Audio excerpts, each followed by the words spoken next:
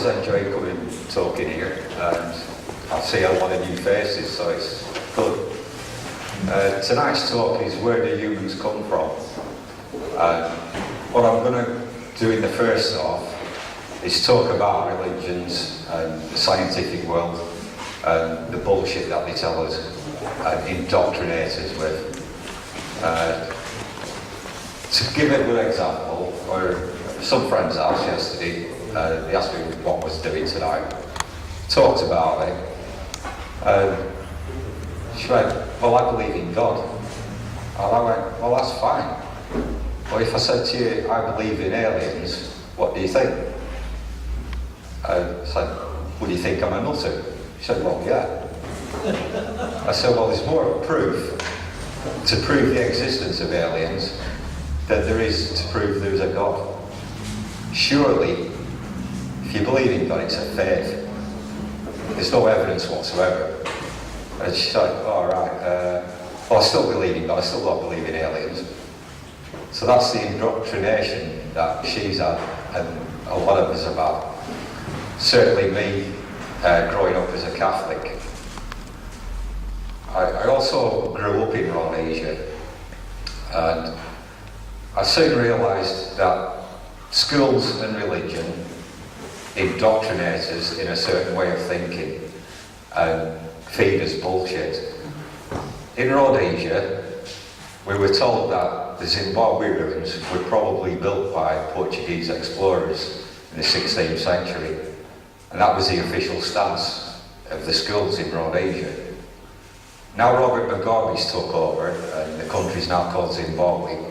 The truth has come out that Africans built it, and that there's only discovering now that there was a strong network of African trading all the way throughout Africa, and all these ruins are starting to come to light, where they're no longer suppressed by the British Empire.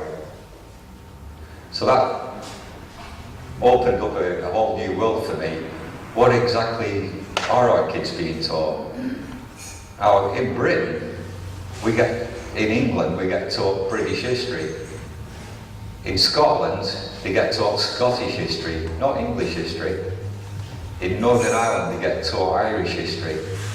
I can't verify what they get taught in Wales, but I think that's sad that we're all supposed to be British, yet they're segregating it and teaching their own version of the events what happened. Also, when I was growing up, lived in a town in South Africa called Vatican. While I was living there, I mean, I was born in Rhodesia. My father was English, and moved from there because the Afrikaner hated him. And it was only about 5-6 years ago I found out that the Boers surrendered in the Boer War in Vatican.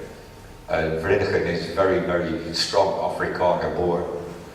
And they hate the English. And the reason why they hate the English is because the English incarcerated them in concentration camps. And the English invented concentration camps. So when you see it on TV about the Nazis and their concentration camps, just know that it was the English who invented them. But we're never taught that really in English schools. The other thing, when my kids were at school, there were certain things they were being taught, and I used to get them to question it. One of them was my daughter Bianca. She came home from school and she said, oh, I'm learning about Egypt. And I went, oh, great.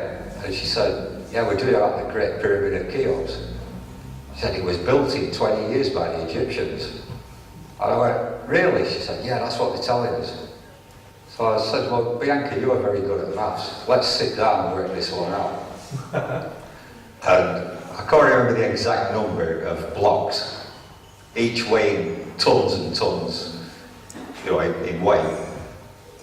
We worked it out that one every 3 minutes was put in place 24 hours a day, 7 days a week for 20 years. Now, even by today's standards, that is one hell of an engineering feat.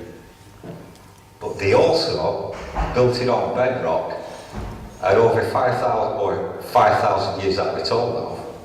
they've not sunk 1 centimetre. Now, modern day skyscrapers are built to tolerances where they're allowed to sink a foot every 100 years. The other thing about the Great Pyramid of Cheops was that the alignment is perfect, and the tolerances are far better than skyscrapers built today. So I question, where did the Egyptians get that knowledge from to build that pyramid? It just didn't happen like that.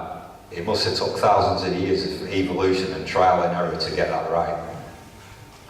The other thing I don't agree with is that that pyramid is only 5,000 years old, when archaeologists have discovered pottery inside it dated to 15,000 years ago, which is more in line of what Eric Boval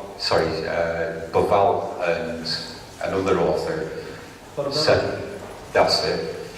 Said about the alignments to do with the stars, which go back at least 11,000 years ago. So that makes more sense to me. The other thing about Egypt, which is not known, is a German scientist discovered in 147 Egyptian mummies that there was traces of cocaine and traces of cannabis. Up till Columbus was supposed to have discovered America, them two drugs were only indigenous to the Americas. So where did the Egyptians get them drugs from? As is quite common knowledge, the Egyptian pharaohs did like to indulge in drugs. It's well documented. So you've got things like that happening in Egypt. Then you are further around the world, and there's a lot of anomalies with history. One of the biggest ones is so-called Columbus discovering America. I believe that he knew where he was going. He had maps, and one of them was a copy of the Peri-Reis map, which is a lot older than the date given for Columbus discovering America. The interesting thing about that map was that it has the outline of the landmass under Antarctica, and that wasn't discovered until the 1960s when they did seismic testing. So somebody in history knew about the Antarctic landmass under a mile of ice and drew maps of it. Where that came from, nobody really knows, but Peri-Reis said he copied him off all the charts. The other thing about Columbus discovering America was Roslin Chapel was built 50 years before he discovered it by the Sinclair family. And in one of the arches in that church is corn on the cobs carved into the archways. Again, they were only indigenous to the Americas. So Europeans knew where America was, and that is without a doubt. Archaeologists are finding stuff connected with the Vikings in America, but the official stance is still Columbus discovered America, and that's what's being taught to our kids. It's what was taught to us. What a blatant lie. But when you go into history itself, history is written by whoever conquers the land. Now, one thing that became very apparent to me when I was a teenager was I was only being taught Western history. We have people like Alexander the Great. He conquered the known world. That's part of Greek history, part of European history. They forsook what was going on in China and Chinese history. That doesn't exist. Why? And the simple reason was Europe was controlled by the Vatican. And the Vatican have gone right out of their way to control us and manipulate our minds. Excuse me. To the point where if you didn't toe the line with the Vatican, they got rid of you. They exterminated you. And a good example of that was Friday the 13th, when they eradicated the whole order of Knights Templars and claiming that they were heretics. The truth behind that was that the Knights Templars became very powerful and literally owned most of Europe. Along with the Pope and King Louis of France, who owed France to the Knights Templars, they hatched the plan.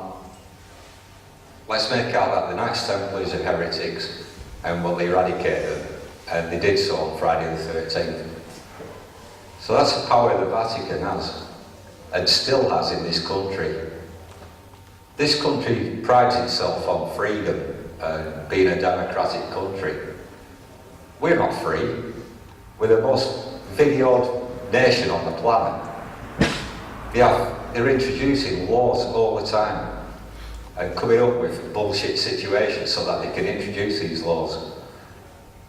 A good one was what happened 9/11 and 7/7.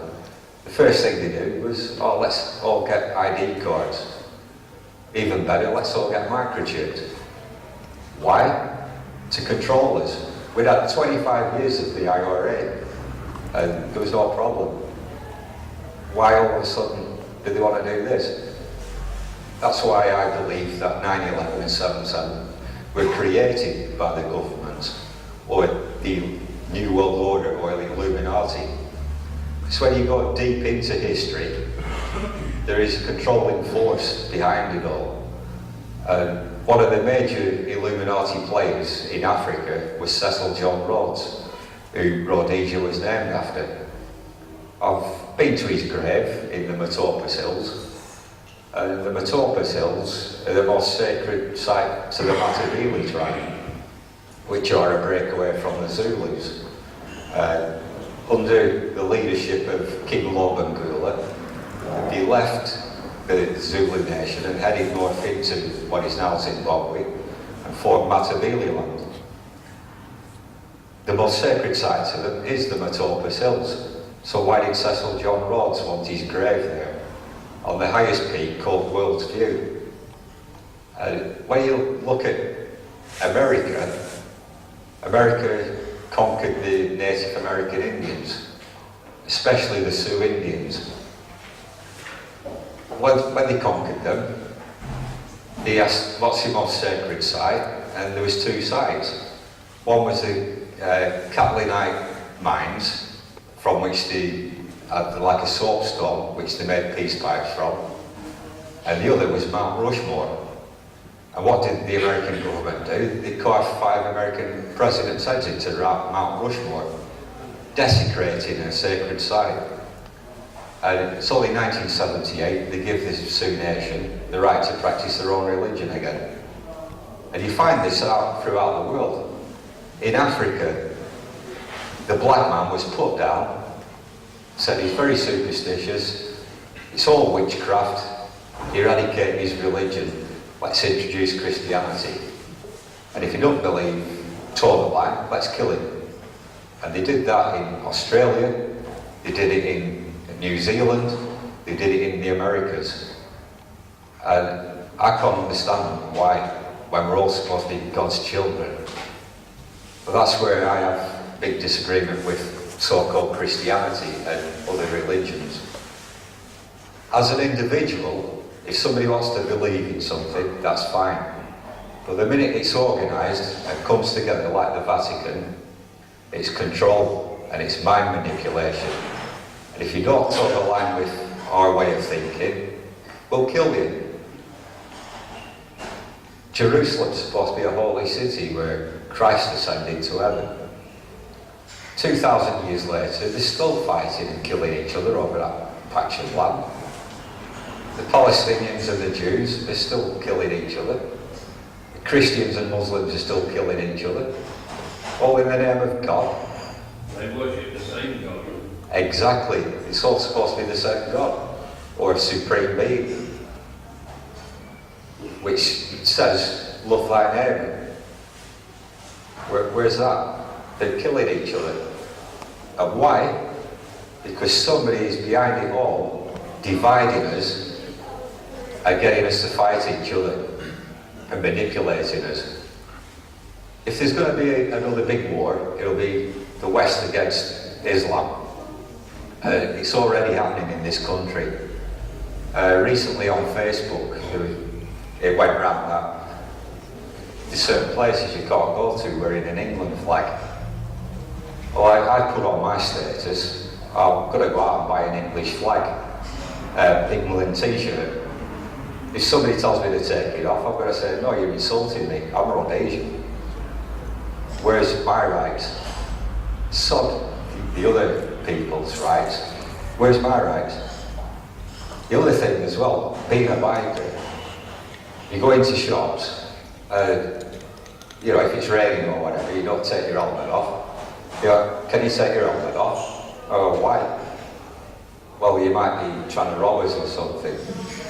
So if I'm a Muslim and walking with a full hijab on, or you know, full facial mask, are you going to tell me to do that? No, you aren't, because you'll be classed as a racist then. So there's two standards. And this is a manipulation they're putting out to us, trying to divide us. Now, I know quite a few Muslims who are friends of mine. They've all said the hijab is a tribal, cultural thing. It's nothing to do with Islam. It came about from desert dwellers to protect them from the sand. And of course Islam is very male dominated, so they tell the women to cover up because they're frightened of other men looking at them. But now, that friend of mine who's a Palestinian, a few years ago made me laugh. We went swimming. There was a couple of Muslim guys there, and he went over to her and he says, by the way, my friend Anwar is a Palestinian Christian, but he knows Islam inside out because he grew up with it. He went over to these Muslims and he says, hello brothers. He said, what are you doing here? He said, we're swimming. He said, yeah, but there's naked women. Oh, sorry brother, we've got to go. And he said to me that we are, Phil, that we're on the prayer mats now praying to Allah for forgiveness at looking at other women's bodies. So there's double standards. But why can't we just live in peace and accept each other for who we are as human beings, for whatever belief system we have? And most people, like yourselves, will do that. But the minute it's organised into a so-called religion, that's when the trouble starts. They try to control us, they try to manipulate us, they feed us with bullshit. They manipulate history to suit themselves. I mean, where in the Quran does it say for Bin Laden to do what he's doing and Al-Qaeda to do what they're doing? Where in the Bible does it say for our armed forces to go to Afghanistan and Iraq to do what they're doing? This country prides itself on being a Christian country. And it is. Our laws are Roman democratic laws formed by the Vatican. It's only recently you used to go to court and they stopped making you swear on a Bible. You're allowed to swear on whatever you believe in now. 1952, they repealed the Witchcraft Act, which up until that day, technically, you could still be hung for being a witch. Which, to me, is like ludicrous. In my mind, what the Catholic Church, any other Christian church does, is practice ritual cannibalism. You go there, you say, here, have this bit of bread, it represents the body of Christ. Here, I drink this wine, it represents the blood of Christ. That's every Sunday. That is ritualistic cannibalism, or symbolic of it. I think this is where a lot of tribes throughout the world had conflict with the Christian church, and certainly the Aztecs did. They did do human sacrifice, but they questioned the Spanish conquistadors for doing it. Said, well, if we're wrong, why are you doing it? And the answer is, shut up or we'll kill you.